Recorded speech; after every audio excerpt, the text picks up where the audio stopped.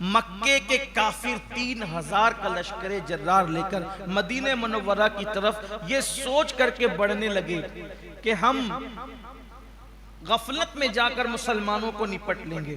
حالانکہ ادھر خبر ہو چکی تھی. ادھر جیسی خبر ہوئی اللہ کے رسول علیہ السلام نے تیاری کرنا شروع کر دی. اور تیاری پھر اس طرح کی کہ مدینہ طیبہ میں اعلانات کیے گئے. مدینہ منورہ میں اعلان ہوا. مدینہ منورہ کے باہر جو مختلف قبائل تھے مسلمان ہو چکے تھے ان کو بھی بلایا گیا. اور پھر یہاں پر تقریباً ایک روایت کے مطابق 700 سے 800 اور زیادہ سے زیادہ 1000 مسلمان احد کے میدان میں آئے. میدان احد میں آئے.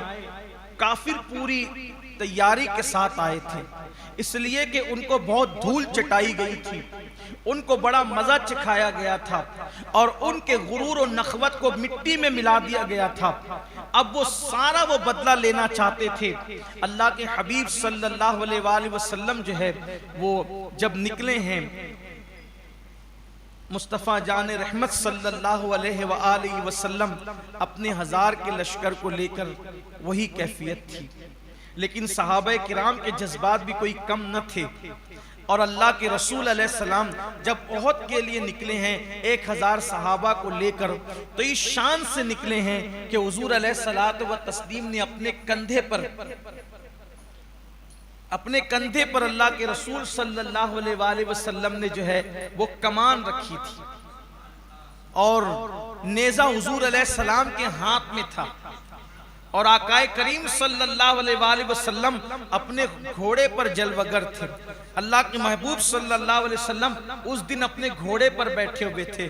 میں جب یہ نقشہ پڑھتا ہوں کہ کمان جو ہے وہ کندھے پر لٹکی ہوئی ہے اور ہاتھ میں نیزہ ہے, وہ چمکتا ہوا نیزہ ان خوبصورت ہاتھوں میں کتنا حسین لگتا ہوگا اور وہ منظر کیا لگتا ہوگا کہ اللہ کے حبیب علیہ السلام کے پیچھے جانثاروں کا 1000 کا لشکر ہے اور آمنہ کا لال اپنی پوری شان و شوکت کے ساتھ جو ہے اللہ کے دین کو بلند کرنے کے لیے, اللہ کے دین کے تحفظ کے لیے, اللہ کے دین کی حفاظت کے لیے جو ہے وہ میدان احد تشریف لے جا رہے ہیں. اللہ کے محبوب صلی اللہ علیہ وآلہ وسلم اور پیچھے صحابہ. میرے آقا علیہ السلام میدان احد کے اندر پہنچے اور میدان میں پہنچنے کے بعد اللہ کے حبیب علیہ السلام نے صحابہ کو صفوں میں لگایا اور صفوں میں لگانے کے بعد حضور علیہ السلام نے اپنی تلوار نکالی اور وہ تلوار نکال کے حضور علیہ السلام نے صحابہ کے سامنے اس کو لہرایا اور لہرانے کے بعد فرمایا آج یہ تلوار میں تم میں سے کسی کو دینا چاہتا ہوں,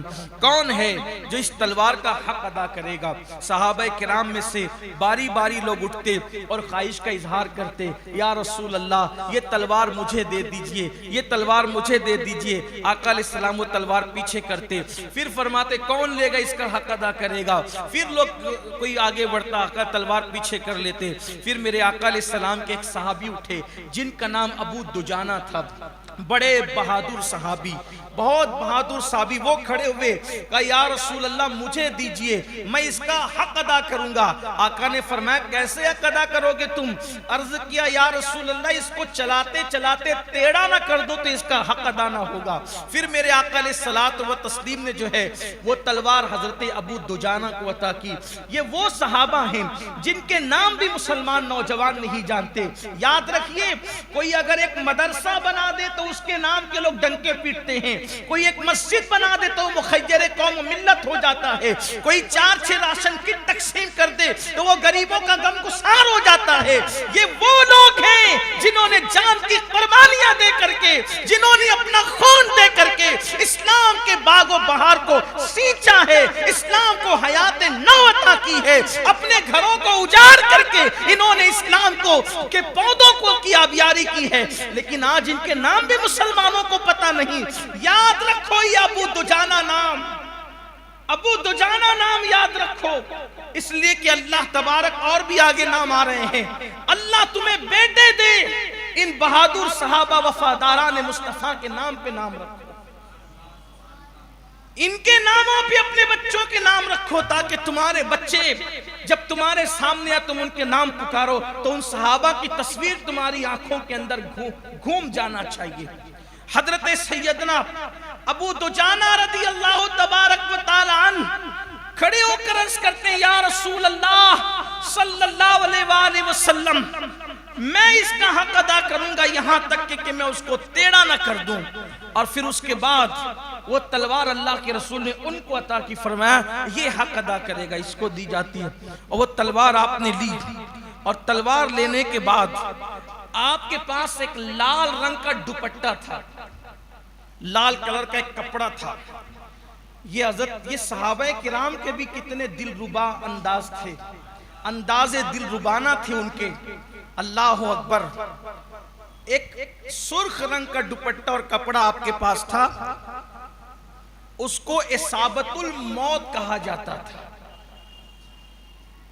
اور جب وہ جنگ کے موقع پر یا لڑائی کے موقع پہ ابو دجانہ وہ کپڑا باندھ لے، وہ کپڑا باندھ لے، سمجھ جاؤ دشمن کی خیر نہیں.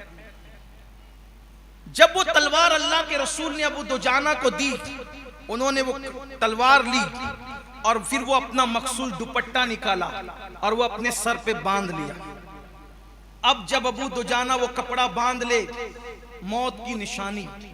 لوگ موت کا کنواں بہت بولتے ہیں، لیکن یہ صحابہ کو دیکھو، صحابہ سر پہ کفن باندھ کر نکلتے تھے.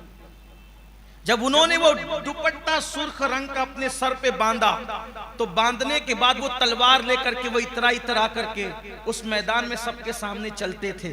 تو اللہ کے رسول نے مسکرا کے فرمایا اکڑ کر چلنا اللہ کو پسند نہیں ہے، اکڑ کر چلنا اللہ کو پسند نہیں ہے، لیکن آج اس کے اکڑنے کو بھی اللہ پسند کر رہا ہے. آج اس کے اکڑنے کو بھی، کیونکہ دشمن پہ روب بٹھانے کے لیے، دشمن پر روب پیدا کرنے کے لیے آج جو ہے یہ اللہ کی خاطر اکڑ کر چل رہا ہے. دیکھیے بات اکڑنے اور جھکنے کی نہیں ہے.